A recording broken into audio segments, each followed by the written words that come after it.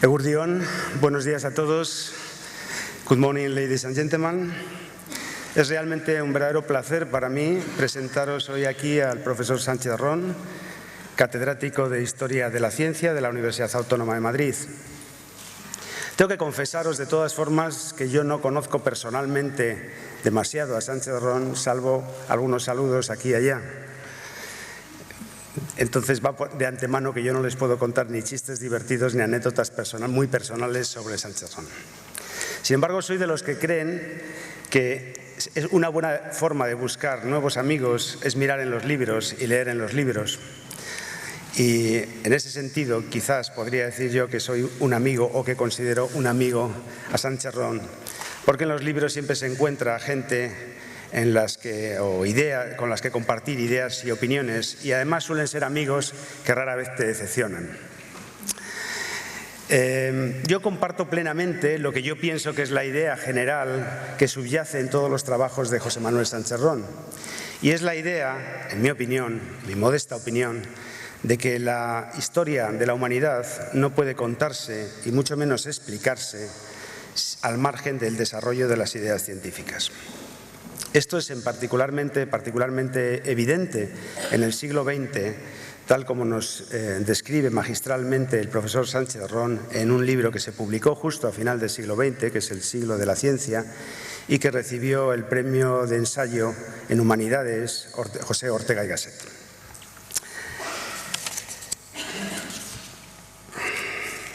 El profesor Ron se licenció en Física en la Universidad Complutense de Madrid en el año 1971 y después se doctoró por la University College of London con una tesis que versaba sobre la teoría de la relatividad. Pero en aquel entonces todavía el profesor Ron se dedicaba activamente a la ciencia, es decir, que no solamente tenía algunas consideraciones históricas y filosóficas sobre el impacto de la teoría de la relatividad, sino que también era una tesis, digamos, de científico profesional en física teórica.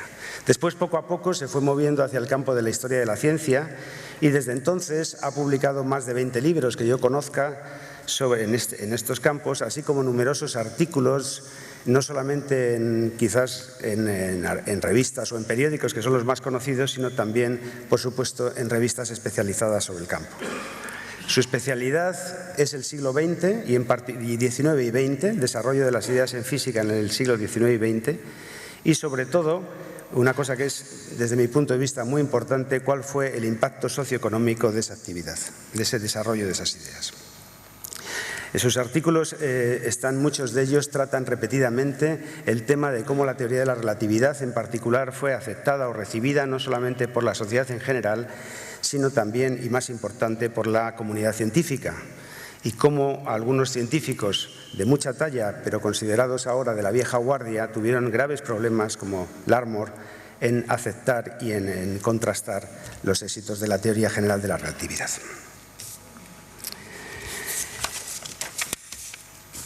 El profesor Sánchez Ron es también miembro de la Academia Europea de las Artes y las Letras desde el año 2002, creo, y también es una cosa que es, desde mi punto de vista, muy importante, es miembro de la Real Academia Española desde el año 2003 y ocupa el sillón G, que era el sillón que tenía que haber ocupado el poeta José Hierro, pero que realmente no pudo ocuparlo, no pudo tomar posesión de él, y antes de que tomara posesión quedó libre, y es el sillón que, siguiendo el procedimiento de la Academia, ocupa en estos momentos el profesor Sánchez Ron. Y digo que es importante porque pienso que en la Real Academia Española hay muy poca gente que tiene formación científica. No creo que sean más de 3 o 4. Y en ese sentido, yo creo que el papel que puede jugar personas como el profesor Sánchez Ron en la Academia son muy importantes a la hora de transmitir también al lenguaje la importancia de la ciencia en la sociedad. En mi opinión, José Manuel Sánchez Ron tiene dos de las cualidades más importantes para divulgar en ciencia. Una de ellas, la primera de todas, la imprescindible, es un amplio conocimiento de los temas a los que se dedica y de la materia, y en particular del desarrollo de la ciencia en los siglos XIX y XX. Pero también, y no menos importante, diría yo, él tiene una gran habilidad para acercar esos temas y tratarlos de forma amena y agradable. Supongo, estoy seguro, no tengo ninguna duda de que durante la conferencia de hoy nos va a dar amplia medida de esas cualidades. Sin más, me gustaría ya pasar la palabra al profesor Romero.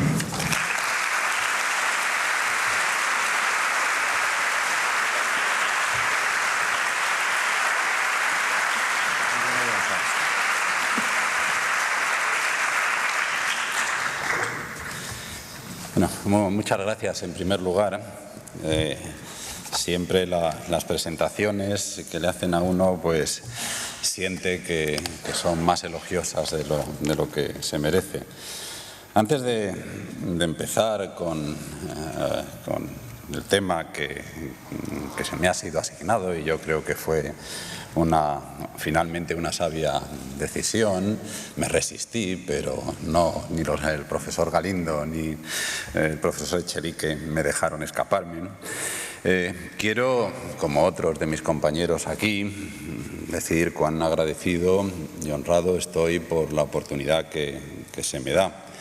Que el profesor Pedro Echenique, con el que comparto no solo el amor por la ciencia, sino también una visión muy concreta y no siempre creo que completamente compartida por muchos de nuestros colegas acerca de lo que es la ciencia en apartados como la relación con la sociedad, con la industria, etcétera, etcétera, que el profesor Echenique, me haya pensado en mí, lo considero pues un privilegio. No resisto tampoco la tentación, es un minuto. Nunca voy a tener seguramente una oportunidad como esta para referirme y agradecer al otro organizador de esta reunión, el profesor Galindo. Este año, en el curso que ahora empieza, será el primero, después de muchos, en el que Alberto Galindo no enseñe, o al menos no enseñe como profesor, como catedrático de física teórica en mi alma mater, en la Facultad de Ciencias de la Universidad Complutense. Es ya un profesor emérito, aunque conociéndole seguro que la diferencia pues no será muy apreciable. Yo tengo algunas cosas importantes que agradecer al profesor Galindo, especialmente este año que se acaba de retirar. Pertenezco a una promoción que recibió por primera vez las enseñanzas de un recién llegado catedrático llamado Alberto Galindo de la Universidad de Zaragoza. Alberto me enseñó, o al menos intentó. Si no lo hizo, no lo logró, no fue culpa suya, fue mía. Teoría clásica de campos, que incluía la teoría de relatividad especial, la única vez realmente que me enseñaron teoría de la relatividad especial. Eran otros tiempos y la relatividad general no formaba parte del currículum. Eso me las tuve que apañar yo más adelante. Pero no solo me enseñó eso. Antes incluso de esa teoría clásica de los campos, lo he recordado algunas veces, nos ofreció en una asignatura llamada Física 3, 4, 5, yo qué sé, eligió un curso sobre la teoría de los conjuntos transfinitos, cardinalidad, potencia del continuo, etcétera, etcétera. Con la perspectiva que da del tiempo, puedo decirles con sinceridad que aquel curso, el que nos diera aquel curso, ni lo comprendí. Me pareció, de hecho, a mí y a muchos de mis compañeros, un flagrante ejercicio despótico de la libertad de cátedra. Ni lo valoré. Bueno, una de las cosas buenas que tiene el paso del tiempo, algunas no muy buenas, le cuesta a uno más incluso atarse los zapatos, pero tiene oportunidades de hacerse menos ignorante. Sigo sin comprender por qué Alberto nos dio aquel curso. Pero lo valoro como uno de los dones más valiosos que recibí en mi enseñanza universitaria. Yo podría haber aprendido por mi cuenta la teoría clásica de los campos. Aprendí por mi cuenta y luego incluso la enseñé durante muchos años la teoría de la relatividad general. Pero sin duda alguna que no habría aprendido nada acerca, no habría estudiado la teoría de conjuntos transfinitos. Hoy, de hecho, muchos años después, Cantor es uno de mis héroes.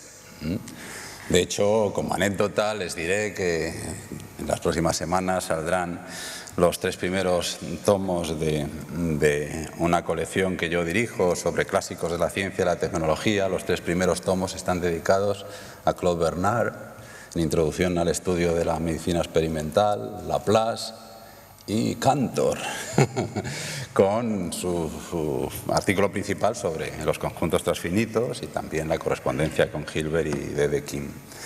En ese libro, si ustedes lo ven, pues por ahí asomará, sin que se aprecie realmente, la sonrisa medio irónica de Alberto Galindo. Así que muchas gracias, no solo por haberme invitado, sino también por lo que es mucho más importante, por haberme ofrecido pues esa educación tan valiosa. Bueno, yo no voy a utilizar ni PowerPoint ni transparencias, traje algunas. Pero yo voy a hablarles sobre todo de ideas y en algunos de los aspectos más puros de ese mundo intelectual, de ciencia y de filosofía. Podría, y ya digo que traje conmigo, pues algunas imágenes en las que podrían ver las barbas de Mach, la cara, como decimos en Madrid, un tanto de lechuguino de Bertrand Russell, algunas portadas o páginas de libros como, yo qué sé, pues el desarrollo histórico crítico de la mecánica, también la cara y algunos de los libros de sus colecciones de José Ortega y Gasset. Pero finalmente me dije a mí mismo, eso es trampa, eso es trampa.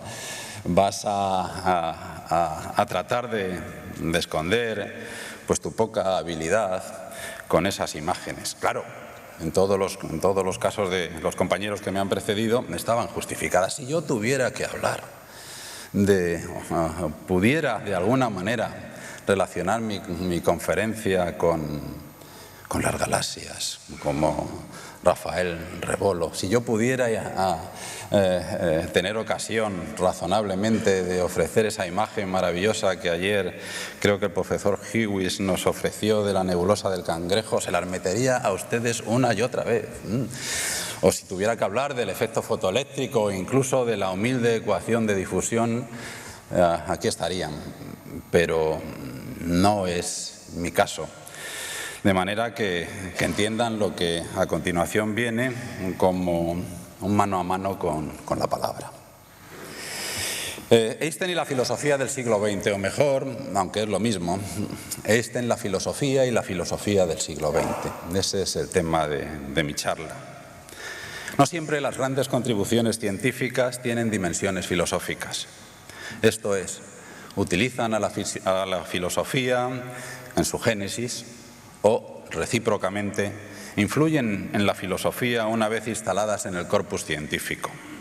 Con Einstein y sus 2 teorías de la relatividad nos encontramos que ambas dimensiones se cumplen, especialmente en la primera.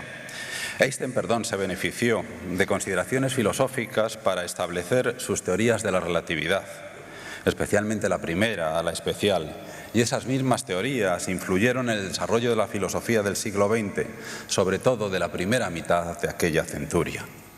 Y la relación de Einstein con la filosofía no se detiene ahí. Existe, asimismo, otro apartado de esa relación extremadamente interesante: cómo fueron variando las creencias filosóficas de Einstein a lo largo de su vida. De todas estas cosas, aunque brevemente, les voy a hablar a continuación. Einstein, filosofía y relatividad especial. Una de las grandes aportaciones de Albert Einstein a la física, una que continuará siendo recordada cuando ninguno de los que estamos aquí hoy presentes, o los hijos de nuestros hijos, vivamos, es la teoría de la relatividad especial. Estoy convencido. Todavía, cuando estamos celebrando el centenario de la publicación del artículo sobre la electrodinámica de los cuerpos en movimiento, en el que Einstein presentó su teoría, es difícil sustraerse a la profunda impresión que produce su lectura. Por ejemplo, que Einstein se atreviese a basar su teoría en un principio tan contraintuitivo como suponer que existe una velocidad, la de la luz, cuya magnitud es independiente de la velocidad con que se mueve el foco que la emite.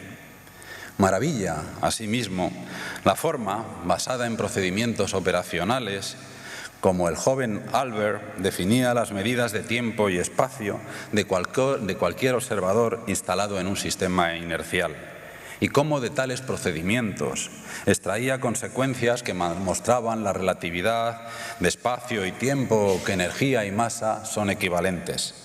Relatividades, contracciones y dilataciones de longitudes y tiempos, y equivalencias a las que desde hace mucho nos hemos acostumbrado y que se verifican, como hemos tenido amplia oportunidad de comprobar aquí, en todo tipo de instalaciones y fenómenos. Enfrentados con semejante maravilla, es inevitable plantearse la pregunta de cómo llegó Einstein a ella. ¿Podemos identificar algún hecho, alguna circunstancia que le ayudase a dar un paso tan absolutamente radical? Y aunque el estudio de la génesis de la teoría especial einsteiniana es complejo, la respuesta es que sí, podemos identificar una influencia especialmente poderosa, una influencia que provenía de la filosofía. Veamos primero qué sucedió, esto es, los hechos. Dejemos que sea el propio Einstein quien nos explique cuál fue el papel que la filosofía desempeñó en la creación de la teoría de la relatividad especial. Habitualmente la fuente que se utiliza para tal fin son las notas autobiográficas que Einstein escribió para el volumen que se le dedicó en la serie dirigida por Arthur Schilf, The Library of Living Philosophers, la biblioteca de filósofos vivos. Ahora bien, yo también seguiré este camino enseguida, pero como el volumen en cuestión apareció en 1949 y las notas de Einstein las escribió en 1946, cuando contaba 67 años, surge la duda de si lo que entonces escribió es fiable o bien una deformación producida por el paso de los años. Más cercano al momento en el que creó su teoría es lo que escribió a Moritz Schlick, el filósofo que fundó el célebre Círculo de Viena, con el que nos volveremos a encontrar enseguida.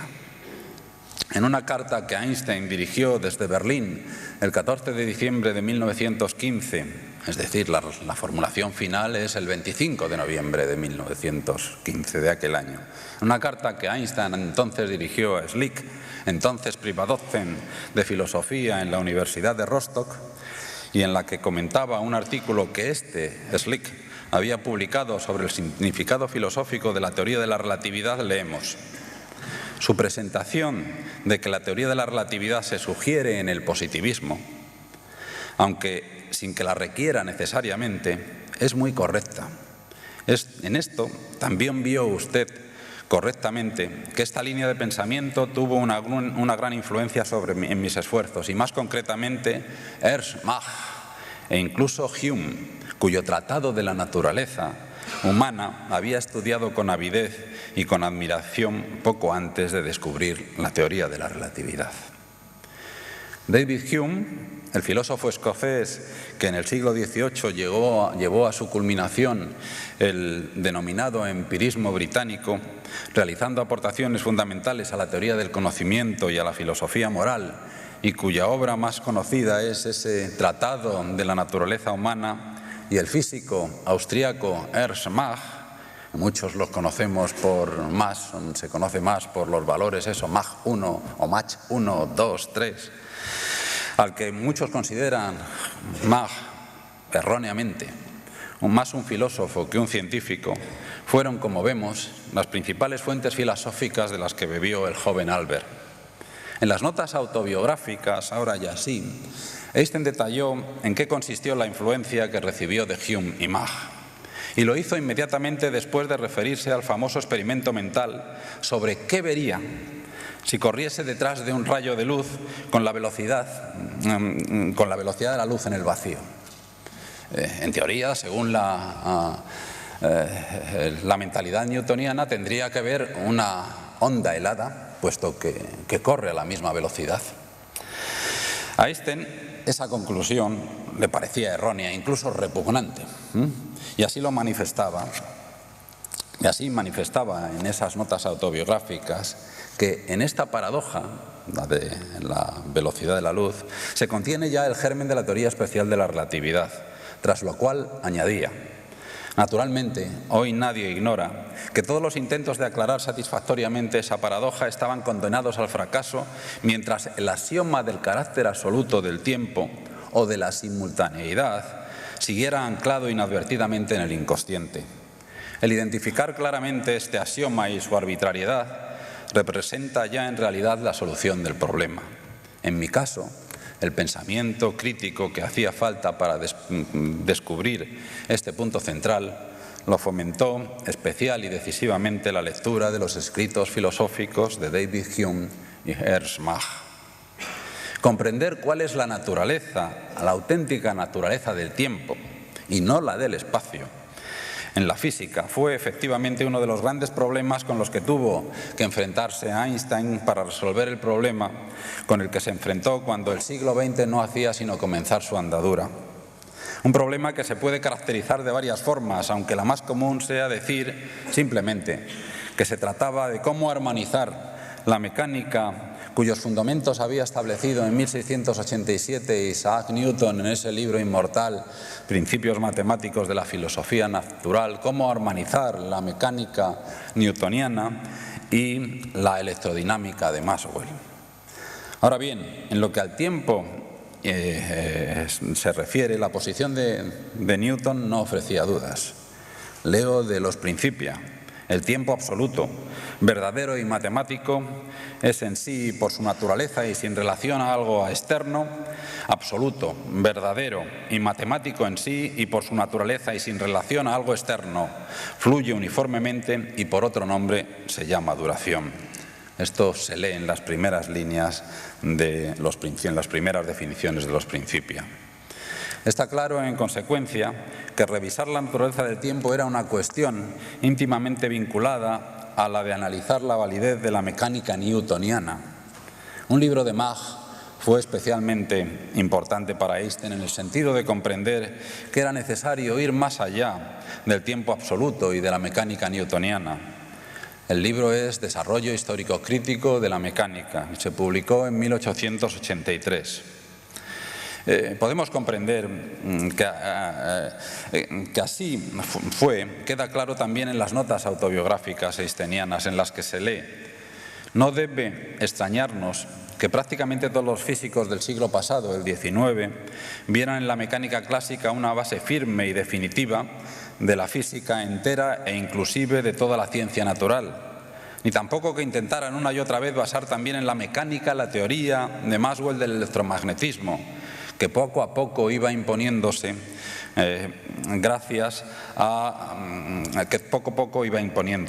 Incluso Maxwell y Hertz, que en retrospectiva son justamente reconocidos como aquellos que quebrantaron la fe en la mecánica como base de todo pensamiento físico, se atuvieron en el plano del pensamiento consciente a la mecánica como fundamento seguro de la física. Fue Ernst Mach, continuaba Einstein, quien en su Historia de la mecánica conmovió esa fe dogmática y precisamente en este contexto ejerció sobre mí honda influencia este libro durante mi época de estudiante. Einstein, por consiguiente, se sintió deudor de Hume y de Mach. Sucede, no obstante, que muchas veces nuestras propias percepciones son engañosas, de que creemos ver en la realidad o interpretamos la realidad de una manera que no se ajusta a lo que realmente sucedió. ¿Es esto lo que pasó en el caso de Einstein con respecto a Hume y Mach?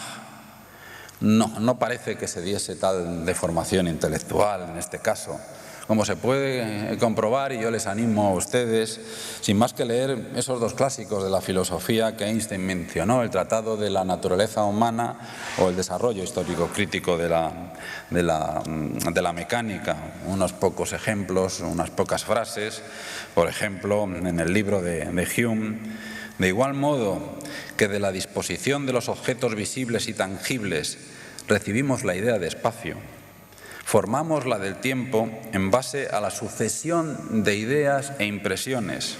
El tiempo, por sí solo, no puede manifestarse ante la mente ni ser conocida por ella.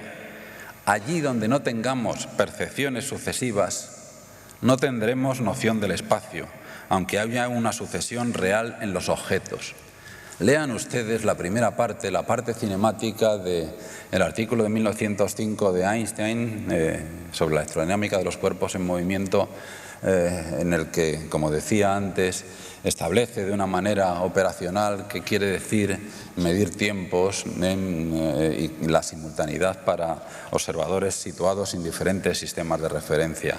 Léanlo teniendo en cuenta frases como esta de Hume y otras que, por falta de tiempo, pues no las voy a repetir ahora del libro de Mach. Considerada la cuestión, muy brevemente, esto es casi una caricatura, la cuestión del papel de la filosofía en la génesis de la relatividad especial, ¿qué se puede decir con respecto a la relación de la filosofía y la relatividad general? Ese monumento al espíritu humano, podríamos decir, como se ha repetido aquí tantas veces en estos días, la relatividad general es otra cosa. Es otra cosa. Podemos pensar en muchos, incluso desde luego Poincaré u otros, que habrían desarrollado y finalmente obtenido una interpretación de la teoría pues, más o menos tal y como Einstein la propuso, con respecto, digo, a la relatividad especial, pero la relatividad general es otra cosa. En este sentido, tenemos en primer lugar que durante bastante tiempo Einstein argumentó que la idea a caballo entre la física y la filosofía que Mach empleó para combatir el espacio absoluto newtoniano, la idea de que, cito, una teoría razonable de la inercia debería descansar en la interacción de las masas, idea que vino a denominarse hasta la fecha principio de Mach. Einstein argumentó, que esta idea desempeñó un cierto papel en la secuencia de razonamientos que condujeron a la relatividad general. De hecho, por la época en que Einstein llegó a la conclusión de que la teoría relativista de la gravitación que buscaba necesitaba de una geometría riemanniana, por entonces todavía, cuando llegó a esa conclusión, en torno a 1911, todavía respetaba los planteamientos filosóficos de Mach. Debemos recordar, entre muchos ejemplos, que Einstein fue uno de los firmantes de un manifiesto que se hizo público entre finales de 1911 y el verano de 1912 en apoyo a una organización de clara inspiración machiana, la Sociedad de Filosofía Positivista. Mach era, de hecho, otro de los firmantes, junto a otros científicos como los matemáticos David Hilbert y Felix Klein y el padre del psicoanálisis, Sigmund Freud. Más aún, el 25 de junio de 1913, Einstein, entonces en plena colaboración con Marcel Grossmann para establecer la base matemática de la teoría relativista de la gravitación que estaba buscando, es una pena que no me pueda... Una pena para mí, para ustedes probablemente no, que no me pueda detener en ese trabajo capital de 1913 de Einstein y Grossmann.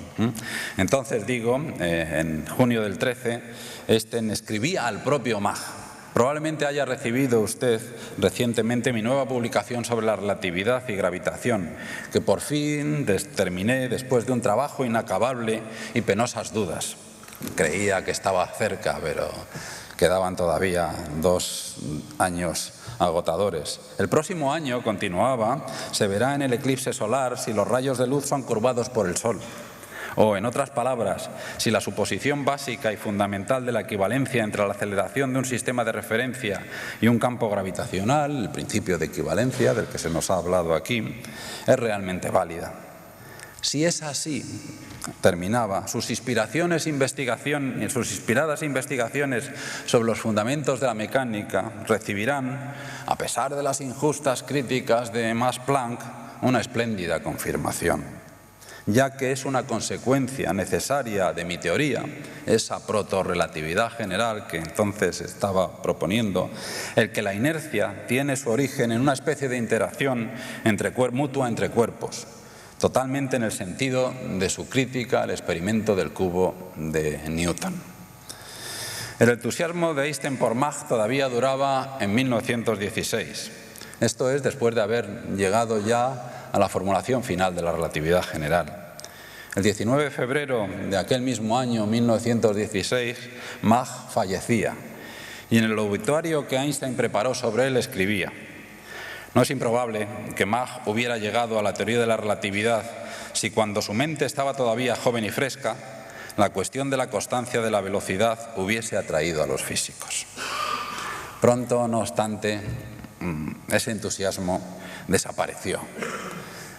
Hay muchos ejemplos, pero me limitaré a utilizar, por ejemplo, una de las cartas que Einstein intercambió con su amigo Michelangelo Besso, un ingeniero ítalo-suizo que, entre otros méritos, no está mal, más de uno de nosotros cambiaríamos toda nuestra carrera científica, profesional por eso. Besso es la única persona que aparece citada sobre el electrodinámico de los cuerpos en movimiento, el artículo de relatividad especial. Agradezco a mi amigo Michelangelo Besso por etcétera, etcétera, etcétera. Es una manera no banal, no pequeña de pasar a la historia. El 13 de mayo de 1917 Einstein escribía a Besso: Mach no puede engendrar nada viviente, solo puede exterminar parásitos dañinos. O sea, es algo que nos puede ayudar para limpiar el camino, pero no para llegar a la verdad. Eso es lo que está diciendo. A partir de entonces, Einstein no dejó, siempre que la oportunidad se lo permitía, de mostrar la distancia que le separaba de la filosofía magiana. Esto es, de hacer explícito cómo había cambiado su filosofía de la ciencia, epistemología y metodologías científicas. Lo que sucedió es que, tras haber completado la relatividad general, un logro que con toda la razón del mundo le fascinó, mucho más que cualquiera de los otros que llevó a cabo a lo largo de su carrera científica. Y en este punto, pues como una medio anécdota, sabemos que en 1913, primeros de 1914, pues Einstein fue llamado a Berlín. Planck, Iners, también Warburg y Rubens fueron los promotores, pero para lo que le querían en Berlín era para que continuase desarrollando la teoría cuántica, la estimulase.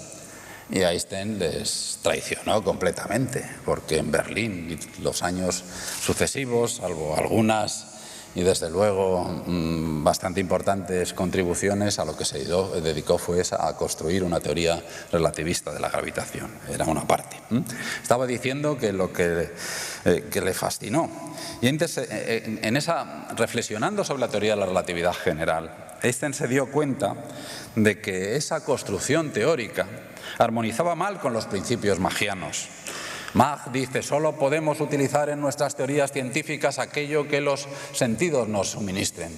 Son las sensaciones famosas de Mach. Y en la relatividad general un ente fundamental es el campo, la teoría del campo gravitacional. Y el campo, pues no es un concepto magiano.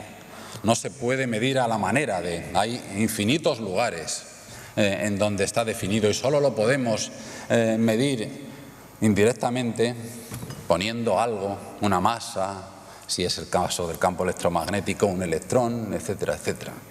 El campo es un concepto tabú para un físico o filósofo magiano. En definitiva, avanzando en este camino, Einstein llegó a la conclusión de que para construir teorías científicas había que inventar. Otra palabra maldita para Mach, inventar conceptos que introducimos en nuestras teorías. Veamos cómo expresó estas mismas ideas el propio Einstein en un artículo que publicó en 1936. Se llama ese artículo, es importante en una conferencia como esta, Física y Realidad. Como saben ustedes, Einstein, no sé si fue el único, pero desde luego uno de los pocos científicos a lo largo de la historia que en un artículo científico, famoso con Einstein, con Podolsky y Rosen, de 1935, define nada más y nada menos que lo que es la realidad. Eso es también para nota. 1936, Einstein escribe: la ciencia utiliza la totalidad de los conceptos primarios, o sea, conceptos conectados en forma directa con las experiencias sensoriales y las proposiciones que los conectan, que los relacionan. En su primera etapa de desarrollo, la ciencia no contiene nada más, conceptos que relacionamos a través de una manera empírica entre sí, el ideal magiano. Nuestro pensamiento diario se contenta, en términos generales, con este nivel. No obstante, una situación así no puede resultar satisfactoria para quien posea una verdadera mentalidad científica, porque la totalidad de los conceptos y las relaciones obtenidas de esta manera carece por completo de unidad lógica. Con la finalidad de cubrir esta deficiencia, se inventa un sistema más pobre en conceptos y relaciones, un sistema que considera que los conceptos y relaciones del primer estrato son conceptos y relaciones derivados lógicamente. En bien de su más elevada unidad lógica, este nuevo sistema secundario paga el precio de operar con conceptos elementales que ya no están conectados de modo directo con las experiencias sensoriales. Sigue en este sentido.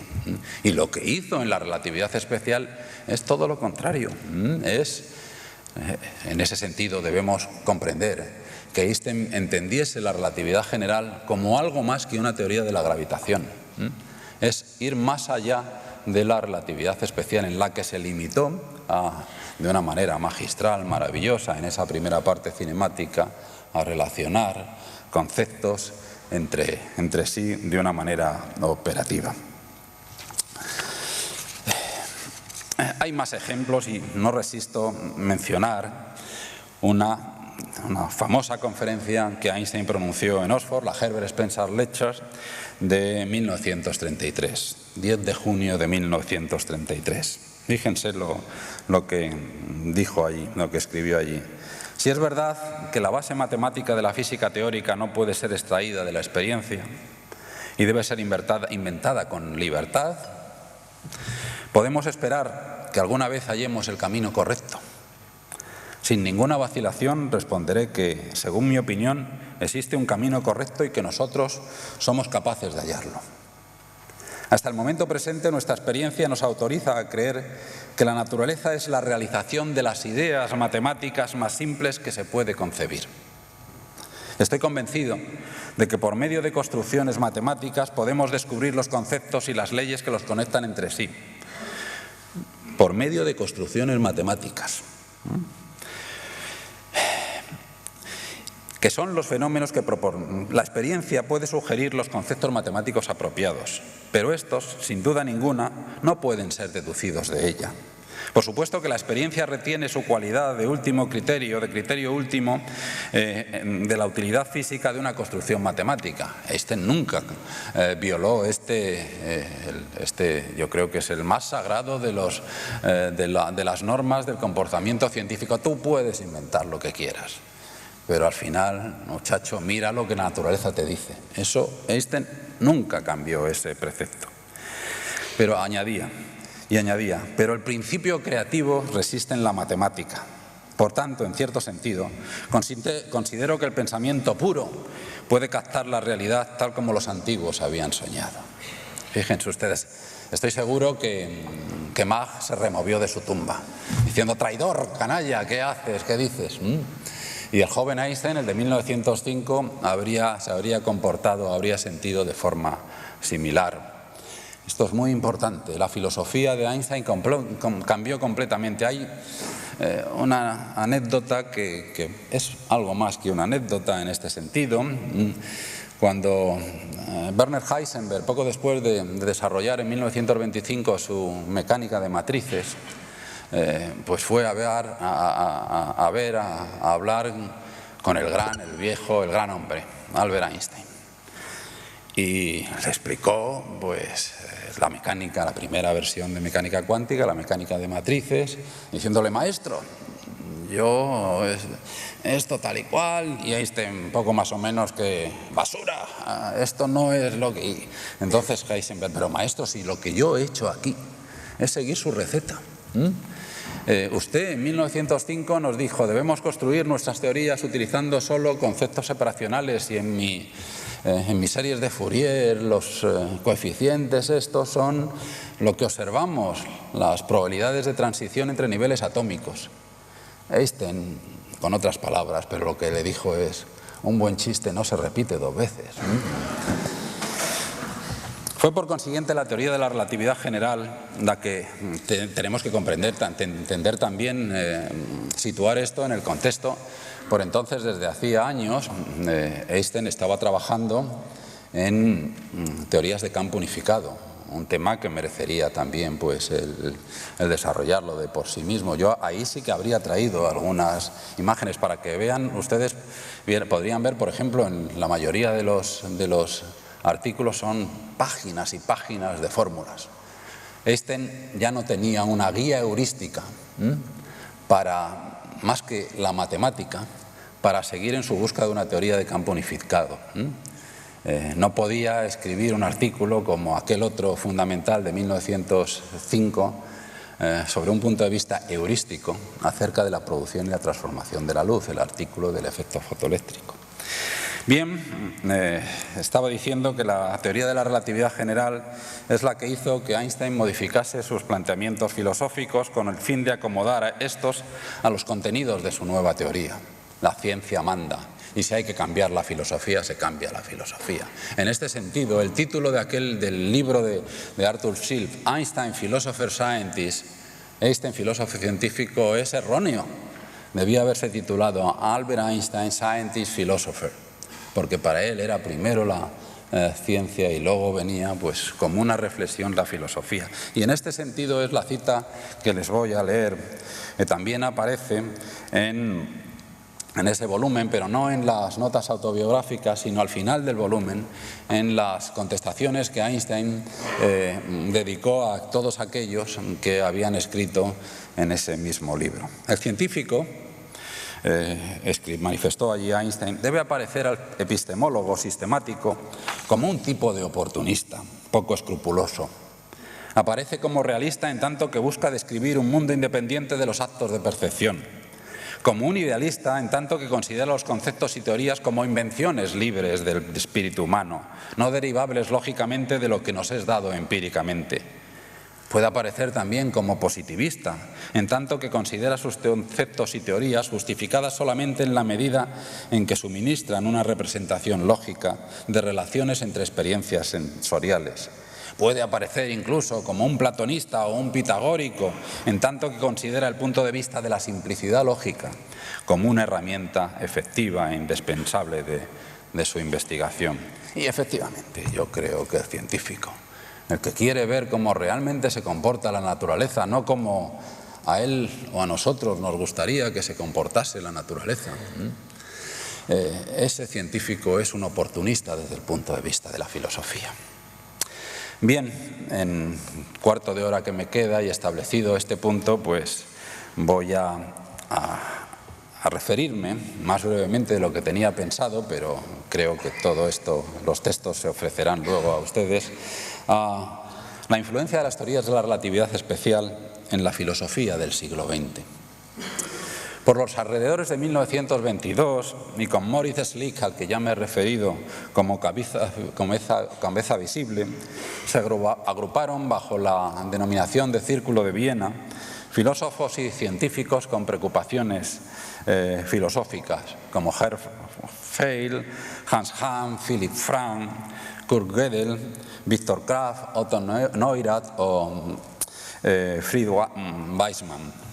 En realidad, la influencia del círculo se extendía más allá de Viena, por ejemplo, a Berlín, en donde entonces se encontraba Hans Reichenbach. Existieron también conexiones del Círculo de Viena con Karl Popper y Ludwig Wittgenstein. Que el Círculo de Viena y el positivismo lógico con el que está íntimamente ligado ha sido una parte importante de la filosofía del siglo XX es algo que pocos negarán. Pues bien, ocurre que la filosofía del Círculo de Viena tomó buena nota de las enseñanzas epistemológicas y metodológicas, sobre todo las epistemológicas, que se derivan de la relatividad. Y aquí en principio no distingo relatividad especial y general, aunque no es lo mismo, por supuesto. Así, el primer artículo de Schlick que atrajo la atención del mundo germanoparlante fue uno que publicó en 1915 bajo el título de El significado filosófico de la relatividad, 1915. 2 años más tarde, Schlick publicaba un pequeño libro titulado Espacio y tiempo en la física actual. Otra referencia incuestionable es la tesis doctoral de Rudolf Carnap, Der Raum, sobre el espacio, de 1921. En la autobiografía intelectual que Carnap preparó para otro de los volúmenes de esa serie de Library of Living Philosophers, Carnap explicó tanto el origen de su tesis como el contenido de esta. Merece la pena, porque nos llevará a otro punto con el que quiero matizar algunas de las manifestaciones que he hecho hasta ahora. Hacia 1919, explicaba allí Carnap, había estudiado Principia Matemática de Russell y Whitehead, al que Frege, cuyos cursos Carnap había seguido en Jena en 1910 y 1913, a veces mencionaba. Frege mencionaba en esos cursos a los que atendió Carnap los 3 tomos de Principia Matemática de Whitehead y Russell. Hay una anécdota maravillosa. Ese es un monumento ese libro finalmente es un monumento al intento de reducir la matemática a la lógica. En sus, creo, sus 3 volúmenes autobiográficos, en algún lugar, Russell dice, una vez tuve una pesadilla. Estaba en una biblioteca que tenía todos los libros del mundo, como la de Borges. Entonces el bibliotecario iba pasando por las estanterías y miraba uno, lo tiraba a la papelera un libro o lo conservaba. Y llegó a Principia Matemática. Los 3 tomos. El bibliotecario lo cogió, pensó, dudó y me desperté. Pero eso no tiene que ver. En particular, lo que le impresionó de Principia Matemática fue el desarrollo de la teoría de relaciones que se incluía allí. En particular, señalaba Carnap en esa autobiografía, comencé la construcción de un sistema de axiomas para una teoría física del espacio y tiempo, utilizando como primitivas 2 relaciones: la coincidencia C de los puntos de universo de 2 elementos físicos y la relación temporal T entre los puntos de universo de ese mismo elemento físico. Escribí un breve esbozo de él, llamado Fundamentos axiomáticos de la cinemática, y se lo mostré al profesor Max Wien, no confundir con Wilhelm Wien, este es un hermano de Wien, del Wien de la ley de Wien, el director del Instituto de Física de la Universidad de Jena. Después de que le diese algunas explicaciones, Wien dijo que podía ser un proyecto extremadamente interesante, pero ciertamente no en la física. Sugirió que podía enseñar el esbozo al profesor Bruno Bauch, con el que yo había estudiado filosofía. Bauch se mostró más interesado, pero su veredicto final fue que el proyecto pertenecía a la física más que a la filosofía. Me aconsejó que lo presentase al profesor Wien, pero al final llegamos al acuerdo de que escogería otro proyecto en filosofía, a saber, los fundamentos filosóficos de la geometría. Esta experiencia con mi proyecto de tesis, añadía en un comentario que sonará familiar para muchos de aquellos, incluso a lo mejor aquellos algunos que se encuentran en esta audiencia, que han intentado moverse por territorios semejantes en los que filosofía y ciencia, filosofía y física, por ejemplo, pues son los protagonistas. En esta experiencia con mi proyecto de tesis añadía que parecía no pertenecer ni a la física ni a la filosofía. Me hizo ver con claridad, por ver primera, las dificultades con que continuamente tendría que enfrentarme en el futuro. Si uno está interesado en las relaciones entre campos, que según las divisiones académicas habituales pertenecen a departamentos diferentes, entonces uno no es bienvenido como un constructor de puentes, como habría podido esperar, sino que será considerado en ambos lados más bien como un extraño y un problemático intruso.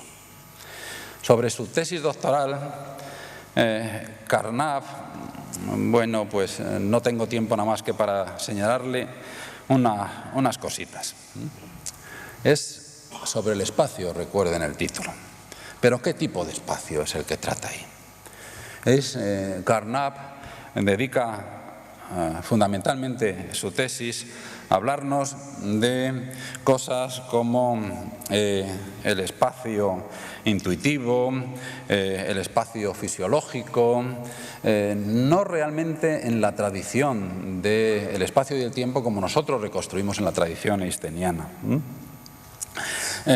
Escribe, por ejemplo, al conocimiento del espacio físico, ya lo consideraba como completamente empírico, de acuerdo con empiristas como Helmholtz y Schlick. En particular, traté también de la geometría no euclídea de Einstein. Lo que Carnap, al referirse a Kamm, a Cassirer, a Helmholtz, escribía en su autobiografía, nos ayuda a matizar la influencia que las teorías especial y general de la relatividad ejercieron inicialmente antes del año mágico, del año del eclipse de 1919, antes en la filosofía y filósofos de las al menos 2 primeras décadas del siglo XX. Es cierto que la aparición de las 2 teorías de la relatividad atrajeron la atención de muchos filósofos, que de otra forma acaso no hubieran dedicado sus esfuerzos a esta cuestión. Ahora bien, no es menos cierto que, como la tesis de Carnap y otros ejemplos que mencionaré ahora revelan, por entonces, antes de la relatividad general o incluso de la relatividad especial, existía una firme tradición en la investigación desde el punto de vista de la física, por supuesto, de la matemática, de la filosofía y de la fisiología, en el problema del espacio y el tiempo. Es obligado mencionar en este punto los ensayos de Hermann von Helmholtz, más conocido seguramente a ustedes por su principio de conservación de la energía de 1847, la H de la termodinámica es en honor de Helmholtz. Artículos de Helmholtz titulados sobre los hechos que subyacen en la geometría. Helmholtz fue un médico, fisiólogo, que terminó, después de haber ocupado cátedras de filosofía, de fisiología en diversas universidades, como catedrático de física en Berlín. Y también el primer director del Instituto Imperial de Física Técnica, o sobre el origen y significado de los axiomas de geometría, 1870, 1858 son estos trabajos. También habría que recordar los 3 artículos que Mach publicó en los números de abril de 1901, julio de 1902 y octubre de 1902 en The Monist, una revista de filosofía estadounidense, que se titulaban sobre el espacio fisiológico como distinto del geométrico. El primero sobre la fisiología y desarrollo natural de la geometría y el tercero espacio y geometría desde el punto de vista de la investigación física. Lean ustedes también para ver que no podemos reducir cuando estudiamos la filosofía y en particular ese apartado tan importante de ella en la primera mitad del siglo XX, que es los problemas filosóficos del espacio y del tiempo, que no es posible entender eso solo en base a las teorías de la relatividad especial. Lean, por ejemplo, esos libros maravillosos de Henri Poincaré, como La ciencia y la hipótesis, 1902, El valor de la ciencia, 1905, o el Ciencia y método de 1908, que son recopilaciones de artículos de Poincaré, y en él encontrarán, por supuesto, algunos en que razona a la manera de Einstein, pero también otros en los que razona a la manera de Helmholtz y Mach sobre la naturaleza del espacio-tiempo. Bertrand Russell es otro ejemplo, y en particular ahí les remito a un libro que publicó en 1914, Nuestro conocimiento del mundo externo como un campo para el método científico en la filosofía. nuestro conocimiento del mundo externo. El mundo externo, pues, uno de los apartados que si uno titula, comete el error o tiene la ambición de titular uno de esos libros, una de sus obras de esta manera, tiene que hablar del espacio y el tiempo, por supuesto. Y hay naturalmente un capítulo, el cuarto, en el que Russell habló de estas cosas, el mundo de la física y el mundo de los científicos y el mundo de los sentidos. El libro es de 1914. No busquen ustedes ahí apenas Einstein. Él habla pues, de estas mismas cosas a las que yo me refiero, sobre todo al referirse al tiempo. Y de hecho, dice ahí, dice, pues las esperanzas, en otras palabras, las esperanzas de tipos como Helmholtz o Mach de entender conceptos como el espacio y el tiempo en base a la fisiología o a la psicología, pues no se han cumplido. Los psicólogos, lo dice explícitamente, no lo han logrado. Dice, ahí es cierto, dos autores, ambos físicos, que han hecho algo, aunque no mucho, 1914, para presentar el problema como pendiente de estudio. Estos dos autores son Poincaré y Mach. Poincaré especialmente en su ciencia de las hipótesis y Mach en su análisis de las sensaciones. 1914. Un comentario en un artículo posterior de Russell, publicado en 1922, que se titula Physics and Perception, parece indicar que cuando escribió este libro, nuestro conocimiento del mundo externo, ya conocía, ya sabía de la relatividad einsteiniana, aunque no le daba la importancia que merecía. Como expliqué en mi libro, escribió entonces, sobre el mundo externo, que sin embargo prestó muy poca atención a la relatividad. Tenemos, patachín, patachón. ¿Cuándo cambió la cosa? Y cuándo, en el sentido de la influencia de Einstein en la filosofía, pues se magnifica, se dispara, cambia de naturaleza y de intensidad. Pues como señalé antes, en 1919. En el caso de Russell, antes incluso de noviembre, como uno de los conferenciantes señaló, pues el 6 de noviembre de 1919 pues se presenta en la sede londinense de la Royal Society los resultados de la expedición británica, los resultados del eclipse. Noviembre. Russell, sin embargo, estaba más enterado. Era muy amigo del matemático John Littlewood de Cambridge. Y Arthur Eddington, que era muy amigo de Littlewood, telegrafió inmediatamente a Littlewood los resultados de las observaciones. Littlewood se lo comunicó inmediatamente a Russell, y a partir de entonces, pues por ejemplo, el 27 de noviembre de 1919, Russell escribía a una amiga suya estadounidense: estoy fascinado por Einstein, el mayor suceso científico desde hace mucho, probablemente desde Newton. Solo es la ciencia lo que brilla realmente en nuestra época. Moral y artísticamente esta época está degenerada. También tendría que hablarles a ustedes, pero yo quiero ser como mis compañeros, pues fiel, y de manera que en 2 o 3 minutos, puesto que he empezado sobre 10 y tengo entre 50 y 1 hora, tendría que hablarles a ustedes de Hans Reichenbach, al que mencioné, de libros como La teoría de la relatividad y el conocimiento a priori, tanto en la física cuántica como en la física relativista. El filósofo Reichenbach es, desde mi punto de vista, uno de los que más nos han iluminado.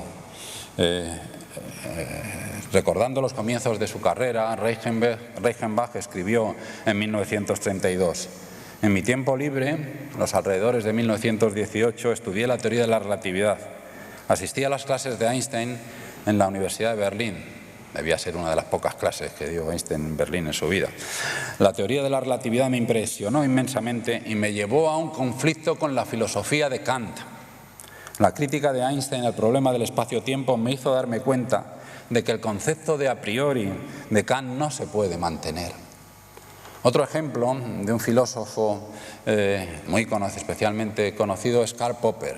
La metodología de la ciencia ha sido especialmente influyente, en este caso, sobre todo, en una gran parte muy importante de la segunda mitad del siglo XX. Ya saben ustedes, la mayoría de ustedes seguramente saben, pues el criterio de Popper de lo que es una teoría científica frente a lo que no es una teoría científica. Solo es científica una teoría que se puede refutar, es más o menos. Pues les leo también podría hablarles de Gödel, les leo de la autobiografía de Popper.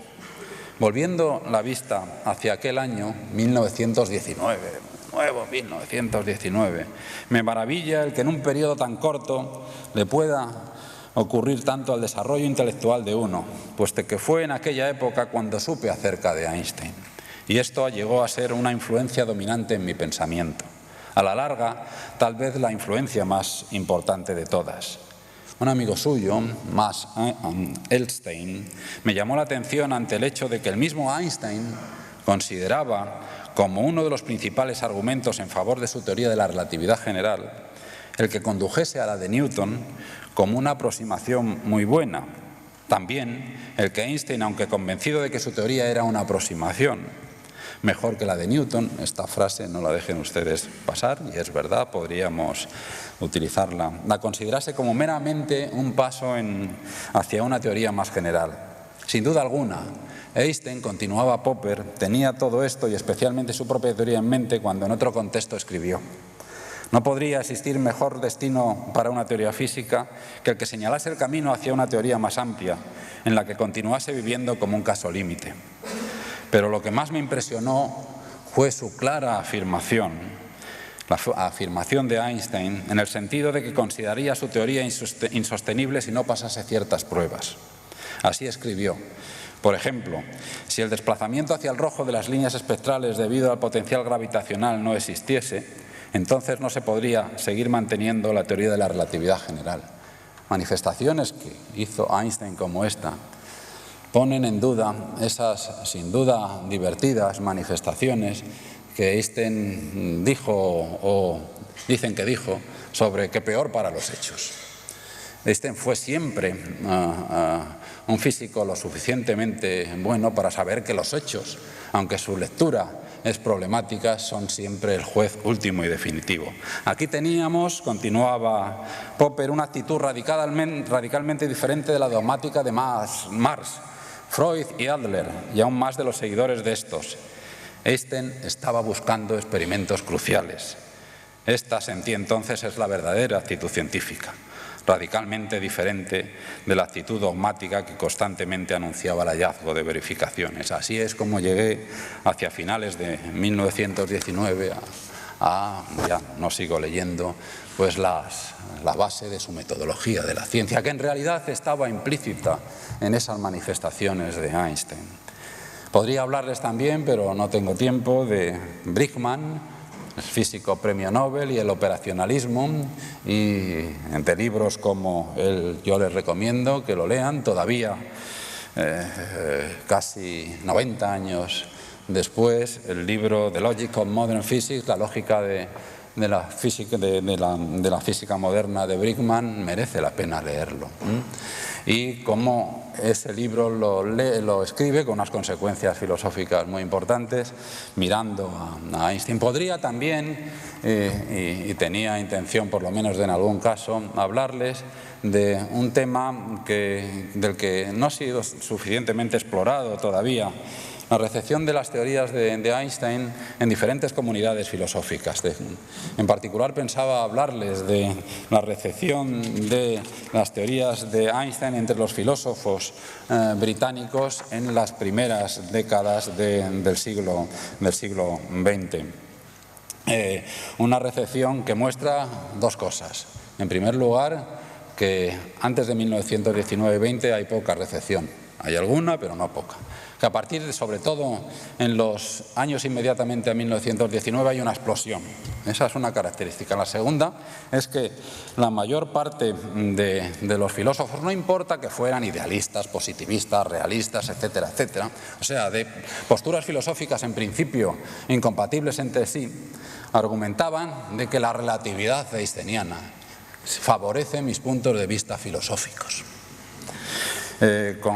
Sin duda con razón, Russell, de nuevo Bertrand Russell, escribió en 1926, reconoció este hecho y escribió lo siguiente: ha existido una tendencia no rara en el caso de una teoría científica de que todo filósofo interprete el trabajo de Einstein de acuerdo con su propio sistema metafísico y que sugiera que el resultado es un gran fortalecimiento de las opiniones que el filósofo en cuestión mantenía previamente.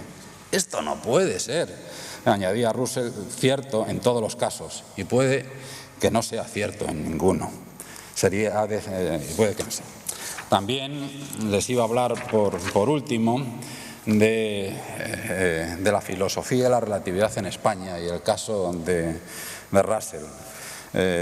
Si el estricto moderador me da 3 minutos, pues si no, simplemente...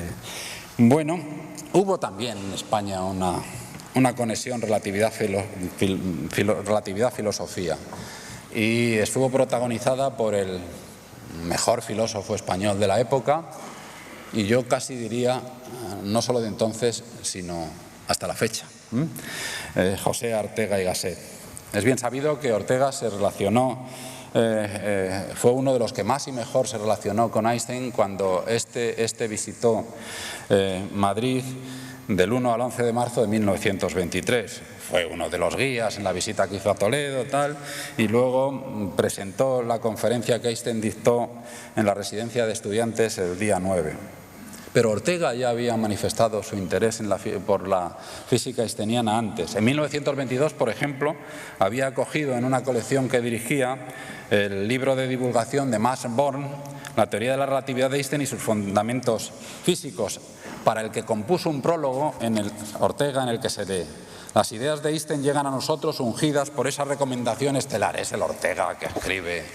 Una de las cosas que le perdían a Ortega es que escribía demasiado bien y a veces eso, pero con un radicalismo intelectual tan característico del tiempo nuevo como el deseo de no ser radical en la práctica, rompe el genial hebreo con la forma milenaria de nuestras intuiciones cósmicas. Muy pronto una generación aprenderá desde la escuela que el mundo tiene 4 dimensiones, que el espacio es curvilíneo y el orbe finito. Sin embargo, según el propio Ortega, su conocimiento, esto es 1922, su conocimiento de la obra de Einstein era anterior. Así al menos lo indicó en un artículo titulado Con Einstein en Toledo, que publicó en el diario La Nación de Argentina el 15 de abril de 1923. Esto es muy poco después de que Einstein visitase Madrid. Les leo esto y verán que no tenía abuela, ciertamente. En 1916 señaló allí: pronuncié algunas conferencias en la Facultad de Letras de Buenos Aires. Me había propuesto en ellas dibujar someramente la fisonomía de un nuevo espíritu que sobre Europa alborea. Ante todo me interesaba fijar los caracteres de la nueva manera de pensar que desde el friso secular actúa en las ciencias y las va renovando constantemente. Con alguna reiteración aludí a la teoría de la relatividad de Einstein, 1916, dice. Ejemplo admirable del nuevo sesgo intelectual. Era entonces muy poco conocida. En rigor se hallaba todavía en periodo de desarrollo. Aquel mismo año del 16 publicó Einstein la exposición de su sistema generalizado. Al concluir mis conferencias, esto es por esto decía que no tenía abuela, decía yo al auditorio: no tengo prisa alguna en que me deis la razón. Solo pido que cuando en tiempo nada cercano, nada lejano, alguna de las cosas que habéis oído por primera vez en estas conferencias resuenen por todo el mundo y celebren su consagración pública, recordéis que en este aula y en esta fecha, y aunque no lo dije de mí, de José Ortega y Gasset, oísteis ya hablar de ellas. Aquel mismo año, y ya sí que termino, publicó Ortega, de 1923, un libro, El tema de nuestro tiempo, que también es interesante y que ilustra eso que decía antes. También en este caso, cada filósofo lee la relatividad tratando de llevar el ascua a su sardina. Esto lo pueden encontrar ustedes en el apéndice de ese libro, que se titula Sentido histórico de la teoría de Einstein. Allí, entre otras cosas, Ortega hablaba como una de las características de la civilización occidental de la época, el perspectivismo, y escribía acerca de que la relatividad no presentaba una interpretación subjetiva del conocimiento, según la cual la verdad solo es verdad para un determinado objeto, de ninguna manera. Lo que ocurre es que una de las cualidades propias a la realidad consiste en tener una perspectiva, esto es, en organizarse de diverso modo para ser visto desde uno u otro lugar. Espacio y tiempo son los ingredientes objetivos de la perspectiva física y es natural que varíen según el punto de vista.